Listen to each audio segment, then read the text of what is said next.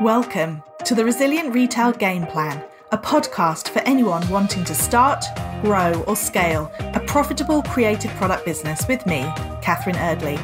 The Resilient Retail Game Plan is a podcast dedicated to one thing, breaking down the concepts and tools that I've gathered from 20 years in the retail industry and showing you how you can use them in your business.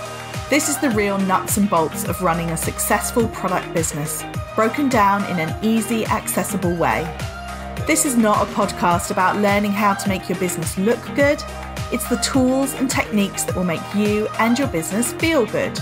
Confidently plan, launch and manage your products, and feel in control of your sales numbers and cash flow to help you build a resilient retail business.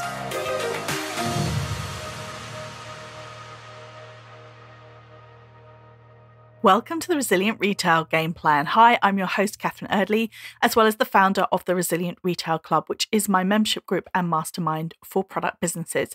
You can find out more at resilientretailclub.com. In fact, I would love to invite you to check out my Resilient Retail Club Mastermind, which is kicking off in the week commencing the 11th of September, but I am currently booking calls and filling the spaces as we speak. The Product Business Mastermind is a high-performance 6-month program for ambitious product business owners. It combines award-winning mentoring with the magic of masterminding with a small group of carefully chosen product business owners where you can share ideas, thoughts, inspiration, and get that combined with lots and lots of one-to-one time with me.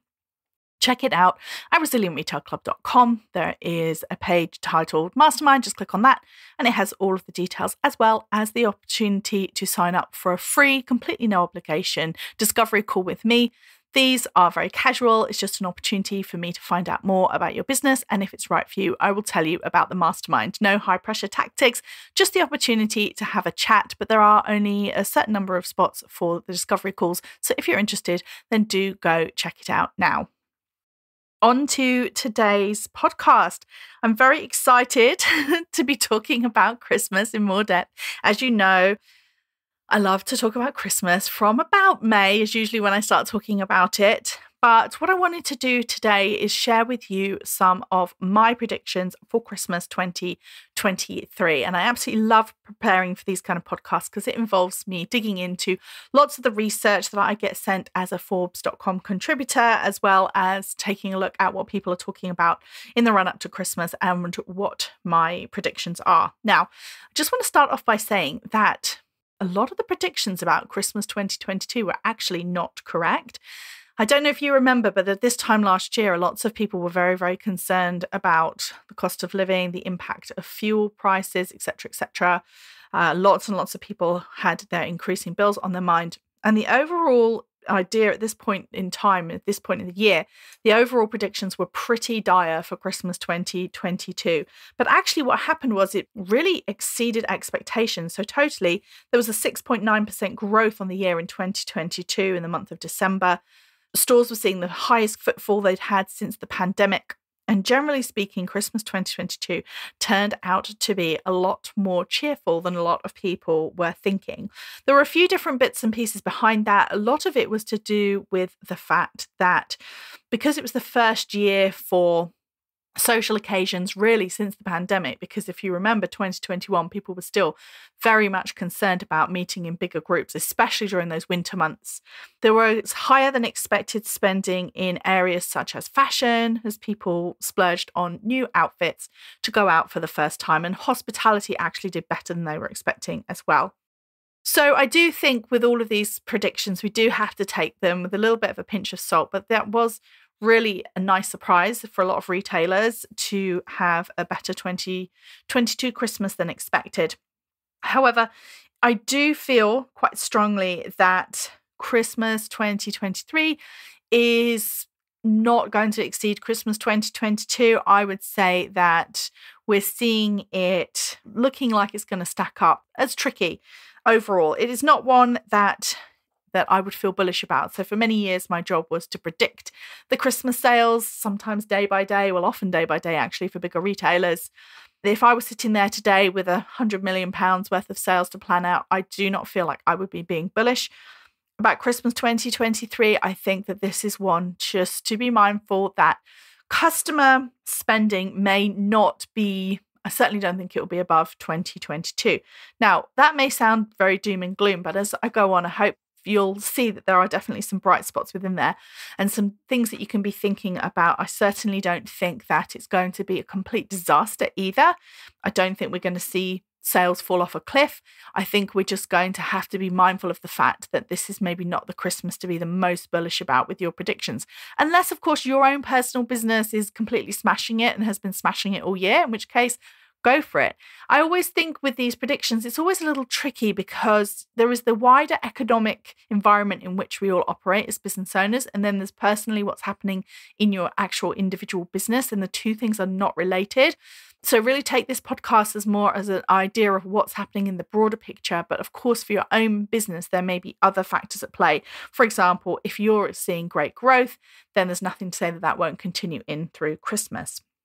So what have we got so far? I've looked at a variety of different resources and lots of different surveys. So I'm going to touch a little bit about what we think is going to be happening overall, but also what consumers are saying that they're thinking about for Christmas. What consumers are planning on doing, what they actually do are quite often two different things, but I think it's very interesting to look at the numbers. There's a few pointers in terms of product areas. So the Retail Gazette, for example, has pulled together their Christmas predictions. They think that there will be low or no growth versus last year, which is what I've been saying. I do think we have to be aware that, of course, inflation remains high. It is lower than it's been at the peak, which was in October 2022 at over 11%, but it's currently at 6.8%. So obviously there is still inflation, prices are higher. So we do have to, when we're talking about overall sales, you have to think a little bit about how much that's where just the prices have gone up. So people are actually buying less, so sales volumes.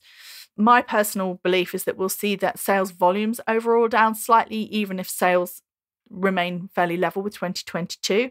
Again, I don't think it's going to be catastrophic. It's not going to drop off a cliff, but I don't think it's going to be up on 2022 because there are other pressures. People are worried about their mortgages. They're still worried about their heating bills. They're still worried about the cost of living for sure. So I don't think those pressures have gone away.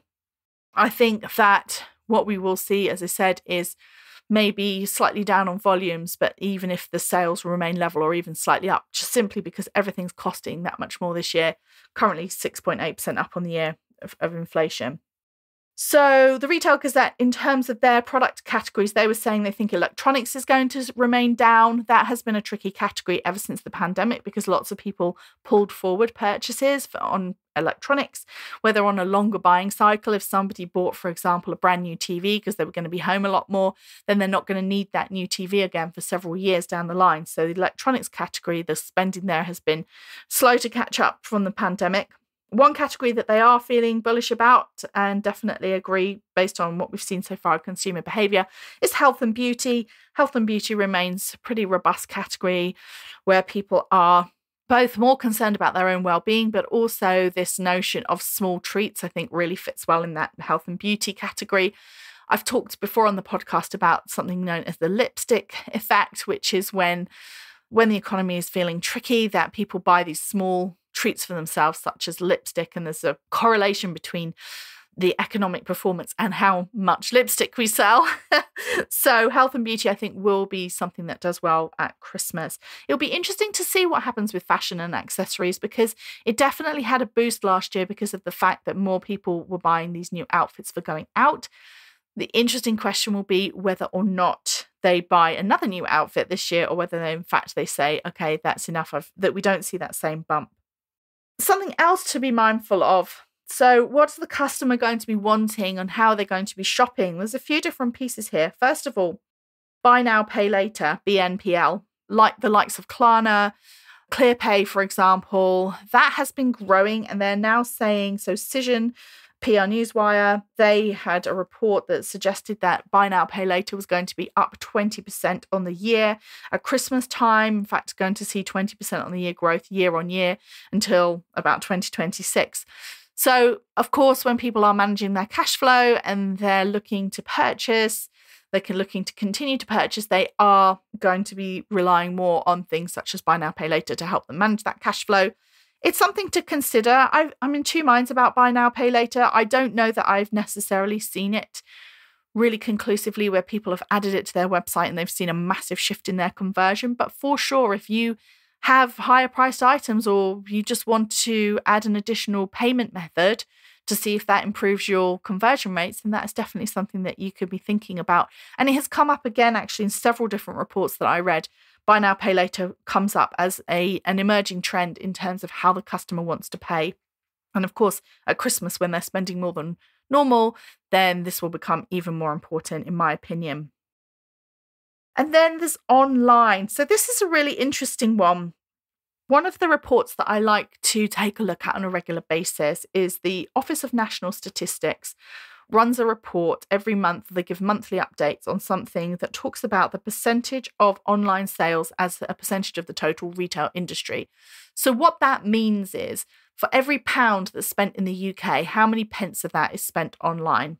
And it tells the whole story throughout the pandemic because it went from around 20% in January 2020, shot up all the way to about 35% in January 2021. So for everyone who experienced a real boost in their online sales during that time, then you can absolutely see why. As things began to reopen, then it generally declined. And there was a month on month decrease all the way through 2022. And in fact, there was a period of time where it had gone nearly a whole year where every month the percentage of sales being spent online was decreasing as stores were opening up. It's actually started ticking up again. And if you look at 2023, it's now above where we were in 2022. So online is now at 26% as a total of all retail sales. 26% of them are happening online. And usually what you see, if you look at the graph, there's always an uptick in November and December for Christmas shopping. The percentage of sales online will go up again at Christmas. So it's very likely it will end up over around 30% around the November-December timeframe. So all of that's to say that if you are online, then it should in theory work well for you and you should see good Christmas. However, obviously you can't say that for everyone who's online, but whereas last year what I was talking about was the fact we'd really seen it decrease, this year we've definitely seen it have a bit of an uptick again, which is to be expected because it's been on an upward trend since 1995 when e-commerce began. So it's not really hugely surprising that it started to tick up again because it's just been that trend for so long. It's been on that upward trend. But I think what is kind of throwing a spanner in the works and what you have to pit against that is that last year and the year before, to be fair, and last year seemed even worse somehow. There was just an absolute disaster in the months of November, December in terms of deliveries. In 2021, it all came down to COVID, and 2020 actually. 2020 and 2021 were really tricky because of staff shortages, staff sickness, and generally COVID impacting supply chain, impacting deliveries. In 2022, we had the Royal Mail strikes, as well as just general issues with deliveries in the run-up to Christmas. I know from a personal standpoint, none of my children's main Christmas gifts arrived by Christmas Day, and I had ordered them quite early, and it was just like gridlock. So many people were getting parcels in January, February, even March. I know a lot of product business owners really struggled because they had to shut their shops earlier and miss out on crucial weeks of selling just because they didn't feel particularly bullish about their ability to get the products out to the customer. Hopefully, fingers crossed, we're not going to have this situation with the strikes in November, December this year. However, I do wonder how many customers have had their fingers burnt and how much it's going to impact Christmas purchasing, or whether people are just going to be like, whatever, it's fine, I'll just buy online as I've always bought online. It's hard to say. I think it'll be really interesting to see whether or not the customers are going to be really gun shy about buying online this Christmas because of what happened last year. And I know a lot of people had very frustrating situations where their presents didn't arrive on time. So I think that It could be that we see maybe not as much of an upturn in online selling that we usually see at that time of year. Maybe it will continue more along the lines of where it is now. Maybe we'll see more people relying on local stores to get their last minute Christmas shopping done. It's hard to say. I would just say, if you're listening to this and you're an e-commerce brand, I would have a really good think about what you want to do in terms of last cutoff dates, and also whether or not you want to offer these faster overnight deliveries to the customers. They've got the option to go for it if they want it. If you just offer them, say, Royal Mail, first or second class, some people may feel like that is not enough of a guarantee, and you absolutely can charge them for it. But are you offering them an upgraded version of shipping so that they can choose it if they want to and they're feeling nervous? It's all things to have a think about in the run-up to Christmas. So what do we think the customer is going to be doing, or what are the customers saying about how they're going to be shopping at Christmas? Well, there was a survey called Christmas Amid the Crunch. Love it. 2,000 UK adults were surveyed by Opinion. 64% said they were going to be reducing their Christmas spending. Now, this was similar numbers were going around in 2022, and as it turned out, it wasn't nearly that extreme. But I think what happens with these customer surveys is, even if it's not true that 64% of people end up spending less, I think it's worth remembering that 64% of people are thinking about spending less, which means that 2/3 of our customers are feeling budget conscious and do have thoughts about saving money on their mind. 67% would say that they'd be quite happy to purchase or receive a secondhand gift, especially when it comes to jewellery, for example. So that, again, is not an option for everyone to suddenly add a secondhand element, but it's just something to think about, especially if you have vintage or secondhand as part of your model already, that this is the year that it feels like the tipping point where people are really seeing this as an acceptable present. 31% of people said that their Christmas shopping would be swayed by the sustainability credentials of the businesses that they're shopping with. So they're actively looking to shop more with sustainable businesses. And 50% of people said that they would be happy to shop with new and emerging brands. So again, even though we've got this cautiousness about the customer, I do think that they are looking and open to spending money with new and emerging brands. They want things that are new, different, and they also want to hear about the sustainability credentials. Deloitte surveyed 3,000 consumers about their plans for Christmas. 38% of them said that they would be looking to downgrade to shop with cheaper brands or stores. And I think this is a really interesting one, because obviously one of the biggest places that this impacts is the food industry. So, for example, a lot of people were saying that they would shop at budget retailers, budget supermarkets for their Christmas food. So no doubt people like Lidl and Aldi are all set to have a bumper Christmas. But I also think that this, in a way, can be an opportunity, because I do think that a lot of small businesses offer an extremely premium experience to their customers in terms of the level of packaging, communication, customer service that they offer. And if there are people who maybe would have bought a branded product at a lot higher price point, I wouldn't see this whole idea about people trading down as necessarily a threat, because I think it could be an opportunity for people who are well positioned to offer a premium experience to a customer, but maybe not the same price points as, say, branded luxury. I think that could be an opportunity to position yourself and talk about that in the run-up to Christmas. Now, what else came out of this survey, which is, again, I'm not sure how I feel about this, is that 46% of consumers said that they would be looking to purchase items on sale or at a discount. And I do think this is something that we all have to be aware of in the run-up to Christmas, not to say at all that we all need to be offering discounts in the run-up to Christmas. If it suits your business model to do so, you can, of course, offer discounts. I do think that there will be a customer, I don't know if it'll be as high as 46%, but I do think there will be a customer that is looking for discounts. I do think it really reiterates the advice that I give probably every single year, which is that if you're not going to participate in Black Friday, I would be quite open with that, and I would tell your customers about it, because the danger is always that people will wait until Black Friday to see what deals are out there. But if they know that you're not going to take part, then they can have a think about whether or not they want to shop with you earlier, and maybe they'll decide to buy from you earlier because they want to make sure that their gifts actually get there on time. But do be aware that there is going to be a customer out there for discounted products. And I do think that it's possible that you can think about, say, targeted discounts. This is your opportunity to shape your consumer behavior through offering discounts on products that you want to shift.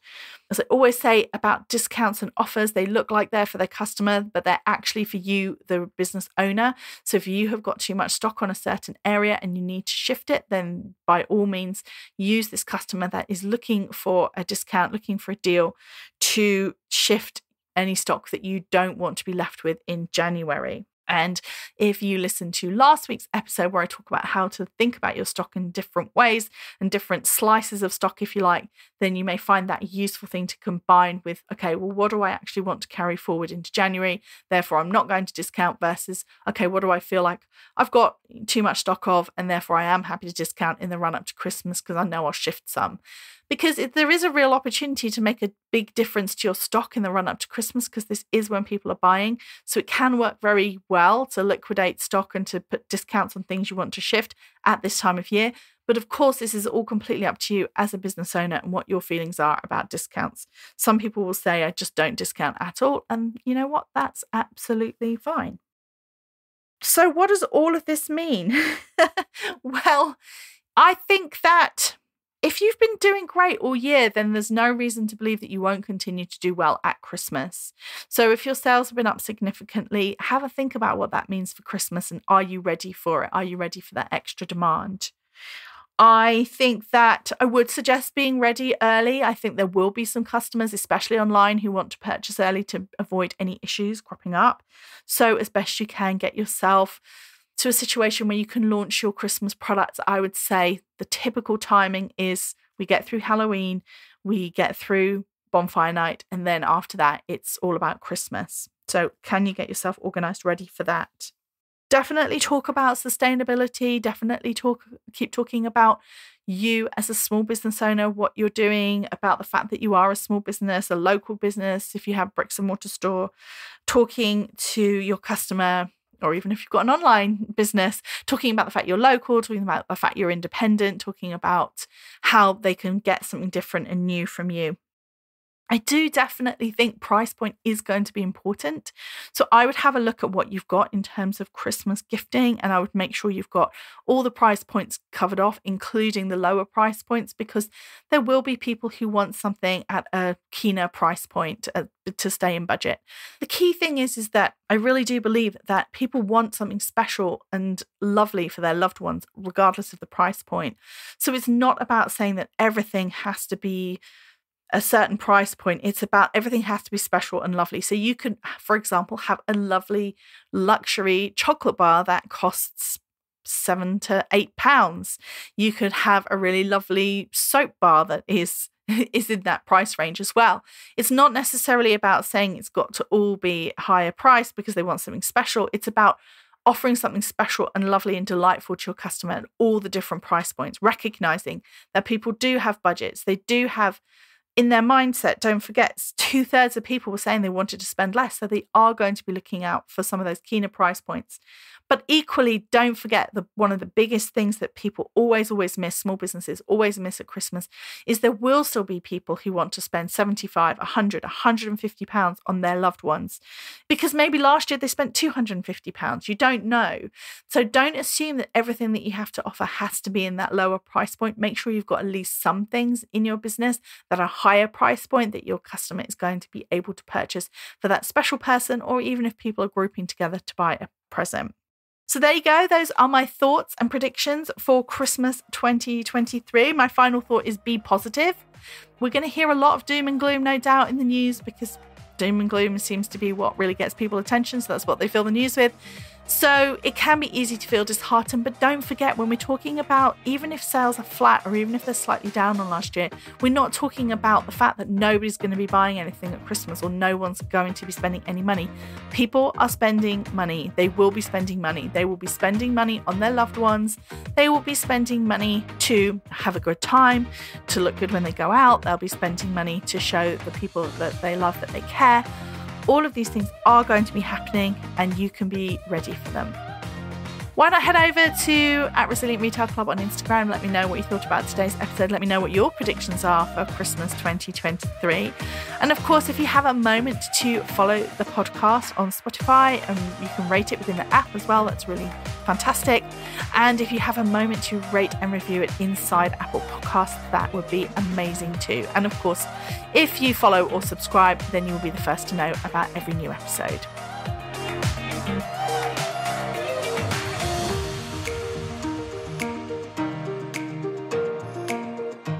If you've enjoyed this week's episode, then I invite you to check out resilientretailclub.com.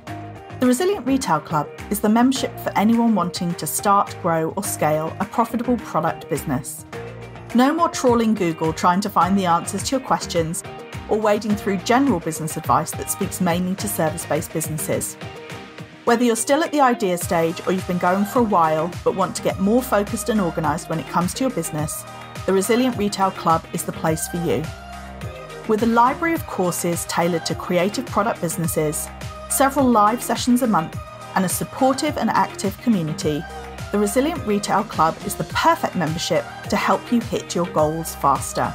Check it out at resilientretailclub.com.